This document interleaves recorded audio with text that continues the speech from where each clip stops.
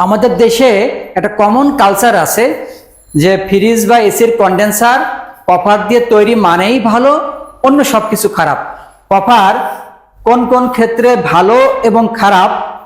Copper হলো খুব দ্রুত তাপমাত্রা রিলিজ করতে পারে, অর্থাৎ আপনি যদি কুইকলি হিট রিলিজ চান তো কপার বেটার।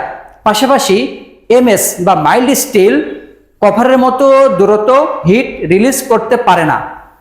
তারপরেও দেখা যায় আপনার ওয়ার্ল্ডের অনেক বড় বড় কোম্পানি যেমন হিটাচি, তারা তাদের ফ্রিজের কন্ডেন্সার কপারের পরিবর্তে এমএস দিয়ে তৈরি করে। তার মানে কি তাদের প্রোডাক্টের মান খারাপ হয়? তা কিন্তু না। তাদের ডিজাইনাররা যে কাজটা করে, তারা দেখে যে একটা ফ্রিজের একটা নির্দিষ্ট এরিয়া নির্দিষ্ট সময়ে কপারের কন্ডেন্সার কি পরিমাণ তাপমাত্রা রিলিজ করছে এবং ওই পরিমাণ তাপমাত্রা রিলিজ করার জন্য কপারের ক্ষেত্রে কয়টা লুপ ইউজ করার প্রয়োজন হয়েছে, ওই সেম এরিয়া সেম সময়ে একই পরিমাণ তাপমাত্রা রিলিজ পাওয়ার জন্য এমএস এর ক্ষেত্রে তারা কি করে, লুপ সংখ্যা বাড়িয়ে দেয়। যেহেতু কপারের থেকে এমএস একটু পারফরমেন্স কম দেয়, যার কারণে তারা কপারে যদি 2টা লুপ ইউজ করা হয় তারা এমএস এর ক্ষেত্রে 3টা লুপ দিয়ে দেয়, জানো আপনার কপারের মতো সেম পারফরমেন্স পাওয়া যায়। ফ্রিজের তাপমাত্রা -25 ডিগ্রি আনার জন্য কপারের কন্ডেন্সারের ক্ষেত্রে যদি 100 মিটারের প্রয়োজন হয় এবং সেখানে এমএস এর ক্ষেত্রে কন্ডেন্সার তৈরিতে যদি 150 মিটার প্রয়োজন হয়, সেক্ষেত্রে ডিজাইনাররা 150 মিটারই ইউজ করে, সেক্ষেত্রে তারা কোনো স্যাক্রিফাই করে না।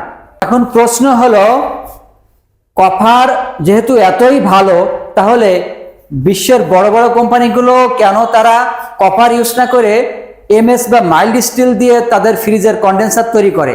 তারা একটা লং টাইম প্রজেক্টের কথা চিন্তা করে। তারা চিন্তা করে যে তারা যে প্রোডাক্টটা সেল করবে এটা তার গ্রাহক কমপক্ষে 10টা বছর তো ফ্রিজটা ইউজ করবে। এই 10 বছর ফ্রিজটা যখন তার বাসায় থাকবে তখন এয়ারের সাথে কন্ট্যাক্ট হবে, অনেক পরিমাণ এয়ার আসবে যাবে, ওয়াটার কন্ট্যাক্ট হতে পারে, ময়েশ্চার আসতে পারে। সাধারণত আপনারা তো জানেন যে কোনো দূষিত বাতাসের সাথে কপারের রিয়াকশন রেট এমএস এর থেকে 4 গুণ বেশি। তাই সেম এনভায়রনমেন্টে থেকে একটা কপারের কন্ডেন্সার যতদিন লাস্টিং করবে তার থেকে এমএস আরো 4 গুণ বেশি লাস্টিং করবে। তাই বড় বড় কোম্পানিগুলো তারা তাদের ফ্রিজের কন্ডেন্সার কপারের পরিবর্তে এমএস ইউজ করে। যেমন বাংলাদেশে একটা বড় প্রতিষ্ঠান, তারা কপারকে বেশি হাইলাইট করেছিল, অথচ এখন তারা আর কপার ইউজ করছে না, না করে এখন আবার এমএস বা মাইল্ড স্টিলের দিকে যাচ্ছে। কারণ তারা দেখছে যে বাংলাদেশের যে ওয়েদার, এই ওয়েদার অনুযায়ী এখানে অনেক দূষিত বাতাস, যেমন বিশেষ করে বুড়িগঙ্গা নদীর এরিয়া, এই এরিয়ায় যাদের বসবাস তাদের ফ্রিজে দেখবেন খুব বেশি বেশি কমপ্লেন। তাদের ফ্রিজের কন্ডেন্সারটা কিছুদিন পর কেমন যেন ব্রাউন কালার হয়ে যায় এবং ব্রাউন কালার হওয়ার পরে এটা ওখান থেকে লিকেজ হয়ে যায়, যার কারণে তারা এখন কপারের পরিবর্তে তারা এখন এমএস ইউজ করে। সাধারণত যে কোনো ময়লা থেকে যে বাতাস আসে এই বাতাসটা অ্যাসিটিক। এই অ্যাসিটিক অ্যাসিডের সাথে কপারের রিয়াকশন খুবই ফাস্ট। এই দুইটা রিয়াক্ট করে কুপ্রিক অক্সাইড তৈরি করে, আর কুপ্রিক অক্সাইড হলো উদ্বেগ। এটা চলে যায় নিচে, ফলে বেজ মেটাল ওপেন হয়ে হ্রাস পড়ে। এই হ্রাস পড়ার কারণে কন্ডেন্সার পরবর্তীতে লিকেজ হয়ে যায়, যার কারণে অন্যান্য কোম্পানিগুলো এখন আর কপার ইউজ করার চিন্তা করছে না। তারা কপার ইউজ করার পরিবর্তে মাইল্ড স্টিল ইউজ করে, কারণ মাইল্ড স্টিলের সাথে অ্যাসিটিক অ্যাসিডের রিয়াকশন রেট খুব কম।